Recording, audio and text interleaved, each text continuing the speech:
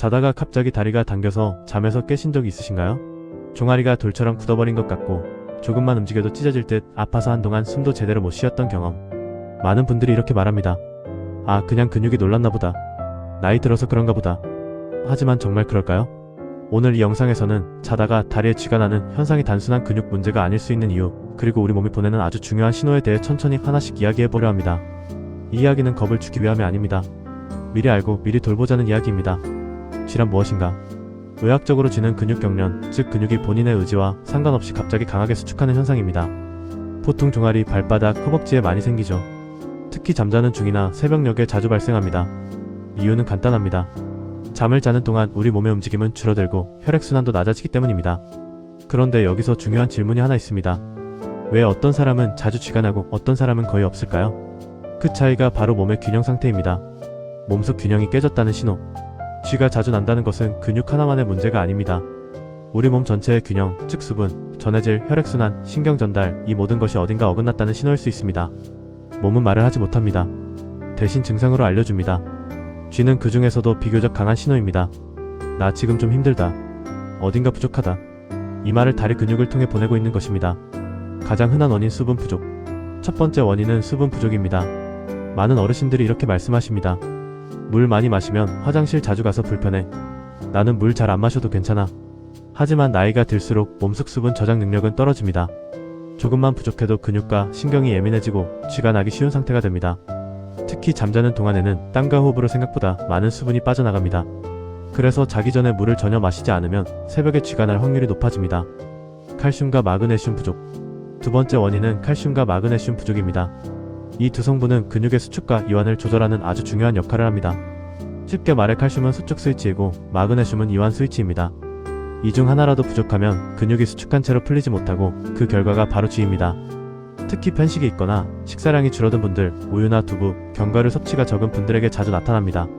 혈액순환 저하. 세 번째는 혈액순환 문제입니다. 나이가 들수록 혈관은 탄력을 잃고 혈류는 느려집니다. 특히 다리는 심장에서 가장 먼 곳이기 때문에 혈액순환의 영향을 가장 먼저 받습니다. 오래 앉아있거나 운동량이 적거나 발이 차가운 분들은 밤에 쥐가 잘 납니다. 이것은 단순한 불편이 아니라 혈액이 잘 돌지 않는다는 몸의 신호일 수 있습니다. 약물의 영향. 네 번째는 복용 중인 약물입니다. 특히 이뇨제, 일부 혈압약은 몸속 수분과 전해질을 함께 배출시킵니다. 약을 드신 이후로 쥐가 잦아졌다면 반드시 의사에게 이 증상을 말씀드려야 합니다. 약을 끊으라는 말이 아닙니다. 조절이 필요할 수 있다는 뜻입니다. 오래같은 자세. 다섯 번째 원인은 오래같은 자세입니다. 낮에 활동량이 적고 저녁에도 TV를 보며 오래 앉아있다가 그대로 잠자리에 들면 근육은 굳은 상태로 밤을 맞이합니다. 이 상태에서 작은 움직임만 생겨도 쥐가 쉽게 발생합니다. 그냥 넘기면 안 되는 이유. 가끔 이런 분들이 계십니다. 쥐 나면 주물러주면 되지. 물론 일시적으로는 괜찮아집니다. 하지만 자주 반복된다면 그건 우연이 아닙니다. 몸은 계속해서 같은 메시지를 보내고 있는데 우리가 무시하고 있는 것일 수 있습니다. 오늘부터 할 수 있는 관리법. 첫째, 잠들기 전 종아리 스트레칭. 벽에 손을 대고 천천히 종아리를 늘려주세요. 둘째, 물을 한 번에 많이가 아니라 조금씩 자주 마시기. 셋째, 식단 점검. 칼슘과 마그네슘이 들어간 음식을 의식적으로 챙기기. 넷째, 쥐가 반복되면 반드시 검사 권장. 새벽에 쥐가 나는 사람들의 공통점. 많은 분들이 공통적으로 말씀하십니다. 낮에는 괜찮은데 꼭 밤이나 새벽에 그래요. 이건 우연이 아닙니다. 밤이 되면 우리 몸은 자연스럽게 부교감 신경이 우세해지고 혈압과 심박수, 체온이 모두 내려갑니다. 이때 혈액순환이 원래부터 원활하지 않았던 분들은 근육으로 가는 산소와 영양 공급이 더 줄어들게 됩니다. 그 결과 근육은 작은 자극에도 과하게 반응하게 되고 쥐로 이어질 가능성이 높아집니다. 특히 다음에 해당하신다면 더 주의가 필요합니다.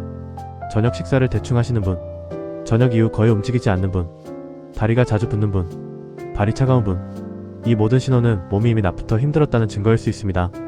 나이가 들수록 쥐가 잦아지는 이유. 젊을 때는 이런 적 없었는데. 많은 어르신들이 이렇게 말씀하십니다. 그 이유는 단순합니다. 나이가 들수록 근육량은 줄어들고 근육을 조절하는 신경 전달 속도도 느려집니다. 또한 갈증을 느끼는 감각도 둔해져 수분 부족을 스스로 알아차리기 어려워집니다. 즉, 몸은 이미 부족한 상태인데 우리는 괜찮다고 착각하고 있는 것입니다. 그래서 쥐는 노화의 한 부분이 아니라 노화를 관리하지 못했을 때 나타나는 신호라고 볼 수 있습니다. 당뇨와 쥐의 관계. 이 부분은 특히 중요합니다. 당뇨가 있는 분들 중 쥐를 자주 경험하시는 분들이 많습니다. 혈당이 오래 높게 유지되면 말초신경과 혈관이 서서히 손상됩니다. 그 결과 근육에 가는 신경신호가 불안정해지고 쥐가 잦아질 수 있습니다. 만약 쥐와 함께 발저림, 감각 둔화, 화끈거림 같은 증상이 동반된다면 반드시 전문적인 상담이 필요합니다. 쥐가 났을 때 절대 하면 안 되는 행동. 쥐가 나면 본능적으로 다리를 움켜쥐거나 강하게 주무르는 분들이 많습니다. 하지만 너무 강한 압박은 오히려 근육 손상을 유발할 수 있습니다. 쥐가 났을 때는 천천히, 아주 천천히 근육을 늘려주는 것이 중요합니다. 숨을 고르고 발끝을 몸쪽으로 당기며 종아리를 부드럽게 늘려주세요. 통증이 가라앉은 후에도 바로 다시 잠들기보다는 잠시 앉아서 호흡을 정리하는 것이 좋습니다. 수면 환경도 영향을 줍니다. 의외로 잠자는 환경도 쥐와 깊은 관련이 있습니다.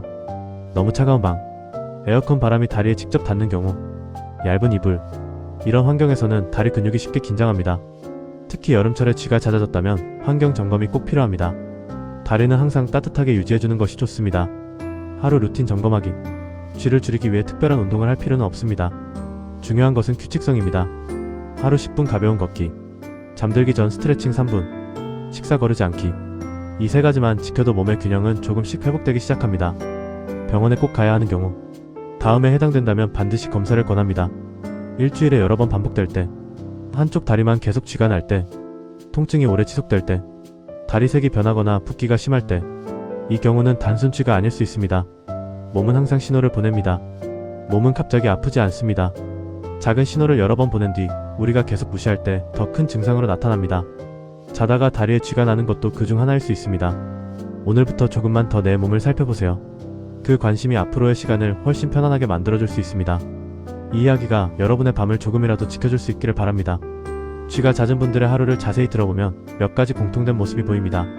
아침에 일어나 물 한 잔 없이 바로 활동을 시작하고 점심은 간단히 드시거나 거르기도 하고 저녁엔 피곤하다는 이유로 움직임이 거의 없습니다. 그리고 잠자리에 들기 전 오늘도 무사히 하루를 보냈다는 안도감과 함께 그대로 누워 잠이 듭니다. 몸은 하루 종일 신호를 보내고 있었지만 우리는 그 신호를 한 번도 제대로 살펴보지 못한 것입니다. 쥐는 갑자기 찾아오는 불청객이 아니라 하루 동안 쌓인 불균형이 밤에 드러난 결과일 수 있습니다. 의외라고 느끼실 수 있지만 정신적인 긴장과 스트레스도 쥐와 깊은 관련이 있습니다. 마음이 긴장하면 몸도 함께 긴장합니다. 특히 어깨, 목, 종아리 같은 부위는 스트레스가 쌓일수록 근육이 쉽게 굳어집니다. 낮 동안 걱정이 많았던 날, 잠자리에 들어서도 마음이 편치 않았던 날, 그날 밤에 쥐를 경험하는 분들이 많습니다. 몸은 마음의 상태를 정직하게 따라갑니다. 많은 시니어 분들이 이렇게 말씀하십니다. 아파도 참고 살았지. 이 정도는 나이 들면 다 그래. 그 마음 충분히 이해됩니다. 하지만 문제는 참는 시간이 길어질수록 몸은 더 큰 소리로 신호를 보내야 한다는 점입니다. 쥐는 그 마지막 단계에 가까운 신호일 수 있습니다. 쥐를 자주 겪다 보면 이런 마음이 생깁니다. 오늘 밤에도 또 그러면 어쩌지? 이 불안감은 잠들기 전부터 몸을 긴장하게 만들고 그 긴장은 다시 쥐를 부르는 악순환으로 이어집니다. 그래서 쥐 관리에는 몸뿐 아니라 마음의 안정도 중요합니다. 잠들기 전 5분 정말 중요합니다. 잠들기 전 단 5분만이라도 나를 위해 써보세요. 조명을 조금 낮추고 다리를 가볍게 주무르며 천천히 호흡합니다. 오늘 하루 수고했다. 이 한마디가 몸의 긴장을 풀어주는 시작이 될 수 있습니다. 어떤 분은 이렇게 말씀하셨습니다. 밤마다 쥐가 나서 고생했는데 저녁에 바나나 하나 먹고 나서 확실히 줄었어요. 물론 모든 사람에게 같은 효과가 나타나지는 않습니다. 하지만 작은 변화가 몸의 균형을 회복시키는 계기가 되는 경우는 생각보다 많습니다. 쥐와 함께 다음 증상이 있다면 더 주의 깊게 살펴보셔야 합니다. 밤에 다리가 유난히 무겁다. 자주 다리를 주무르게 된다. 잠자다 깨서 자세를 계속 바꾼다. 이 모든 것은 몸이 편하지 않다는 신호입니다. 어르신들 중에는 병원 이야기를 꺼내는 것 자체를 부담스러워 하시는 분들이 많습니다.